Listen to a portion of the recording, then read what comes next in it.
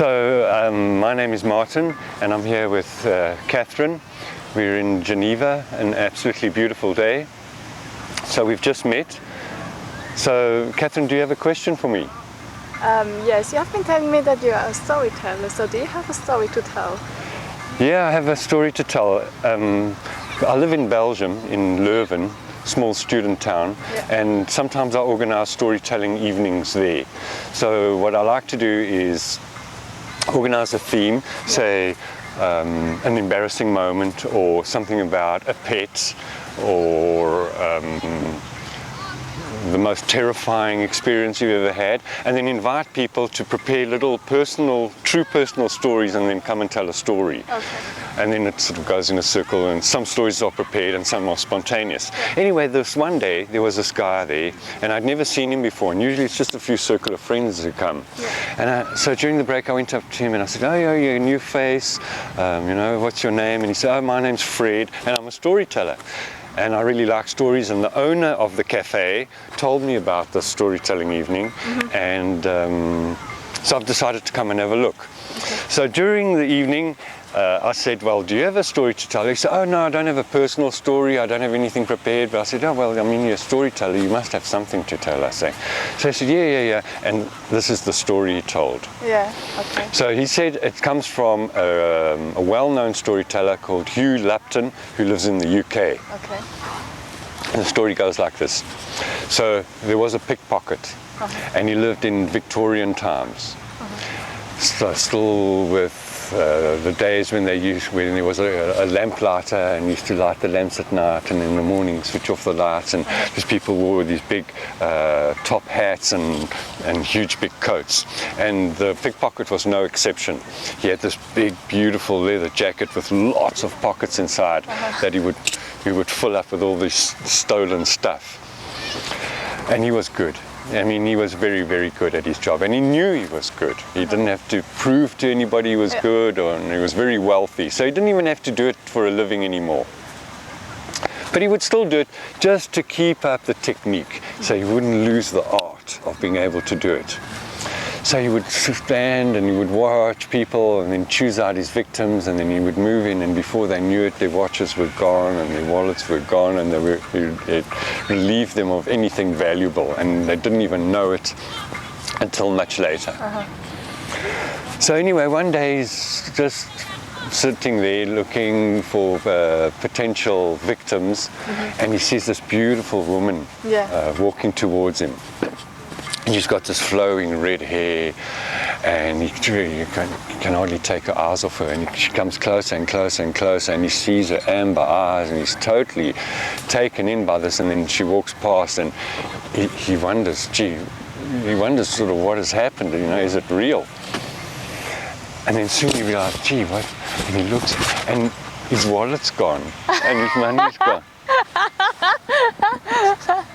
So he runs after this woman, and he says, hey, and she's a little bit, a bit afraid, what does he want? He's, no, it was brilliant what you did. I kind of saw your trick, that you actually removed my wallet without even me knowing. You're just so good, and I'm a pickpocket, and so, I just have all the respect for you and everything. He says, don't you want to come and have a drink? So he says, okay. She says, okay.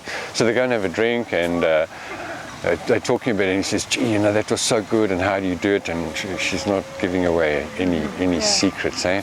She says, do it again, please, just do it again. I've got lots of pockets, lots of money, you can take whatever you like, and whatever you can take off me is yours. So he says, okay.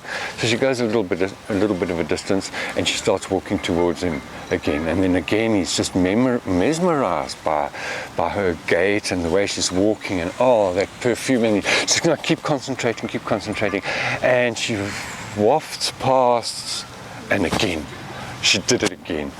Again, he's short of money, and he's short of his watch, and he's wondering.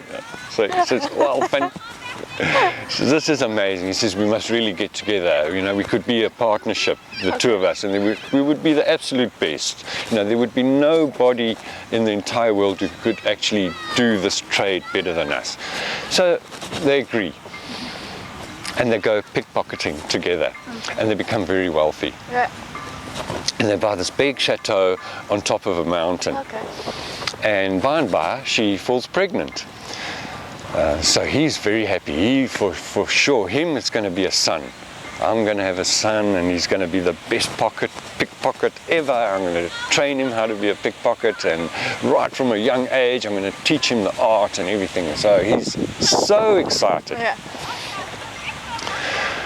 And anyway, the time comes for her to give birth. Yeah. So they call a midwife to come and assist with the birth, a very well-known lady with a lot of experience, and they can trust her. She costs a lot of money, but they can afford it, so they think, okay, we'll go for the best. So she's busy giving birth at home in the one room, and he's in the other room, and he hears all the noise of the labor and everything, and he's getting more and more excited about the son he's going to have and what he's going to do with his son, and he's imagining all these wonderful things that he's going to do with his son. So anyway, the child is born, and the midwife calls him in and says, yeah, you can come and see, and congratulations, you have a beautiful son. Oh. And of course, he's absolutely thrilled. I mean, just this is his dream come true. So he has a look at the little baby, but he notices that the one little arm is kind of a bit deformed and is bent up like this, and yeah, there's something wrong. And he's devastated. I mean, he's going from being totally euphoric to totally depressed when he sees that his son has this handicap. He says, my son can never be a pickpocket with a handicap like that. This is a disaster. So they're very sad.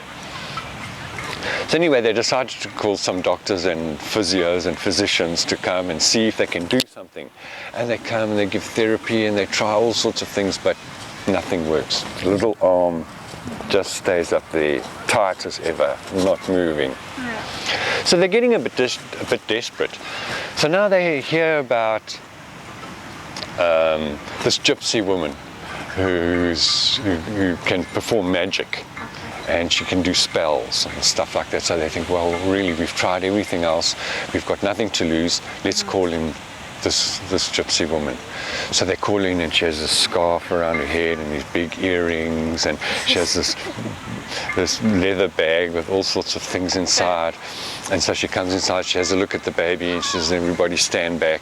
And she starts chanting and burning sage and incense and all these exotic things, and nothing happens. And so she starts making even more of an effort, louder, more intensive chanting and everything, but still nothing happening.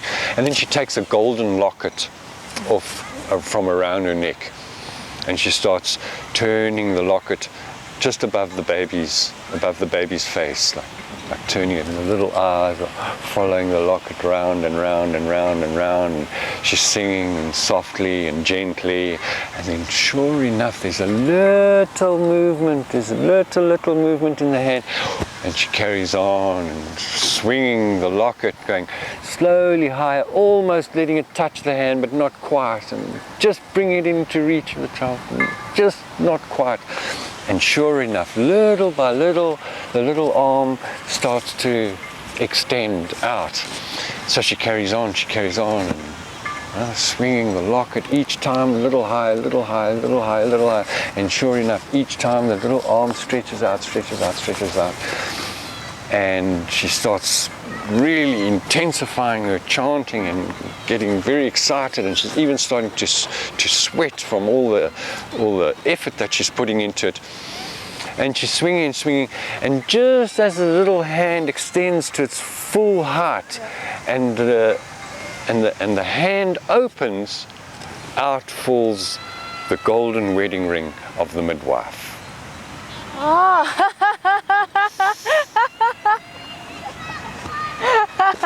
That is a great story. Thank you so much.